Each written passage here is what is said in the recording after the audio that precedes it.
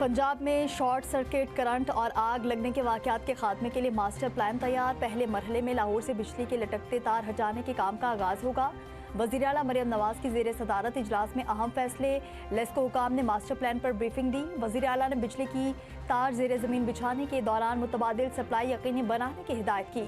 गुफ्तगू में वज़ीर आला मरियम नवाज शरीफ ने कहा कि हुकूमत कराची के गुल प्लाजा जैसे सानियात से बचना चाहती है। अवाम का तहफ़्फ़ुज़ रियासत की अव्वलीन जिम्मेदारी है। इसहाक डार और ईरानी हम मनसब का टेलीफोनिक रब्ता। दोनों रहनुमाओं का इलाकाई और आलमी उमूर पर तफसीली तबादला ख्याल। ईरानी वज़ीर ख़ारजा का अक़वाम मुत्तहिदा में पाकिस्तान की जानिब से ईरान की हिमायत पर इज़हार तशक्कुर। इंसानी हुकूक़ काउंसिल में ईरान से मुतालिक करारदाद पर पाकिस्तान के मौक़िफ़ को सराहा। दोनों रहनुमाओं ने इलाकाई इस्तेहकाम और आलमी सतह पर पेशरफ्त से मुतालिक उमूर पर भी गुफ्तगू की।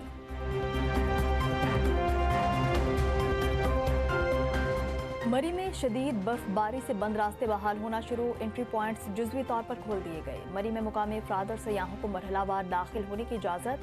तर्जुमान ज़िले इंतज़ामिया इस्लामाबाद के मुताबिक भारी मशीनरी की मदद से तमाम रास्ते क्लियर करवाए जा रहे हैं। शाहराहों पर बर्फ की भारी तह की वजह से ट्रैफिक की रवानी में मुश्किलात का सामना। ज़िले इंतज़ामिया का कहना था कि रास्ते मुकम्मल क्लियर होने के बाद तमाम एंट्री पॉइंट्स को खोल दिया जाएगा।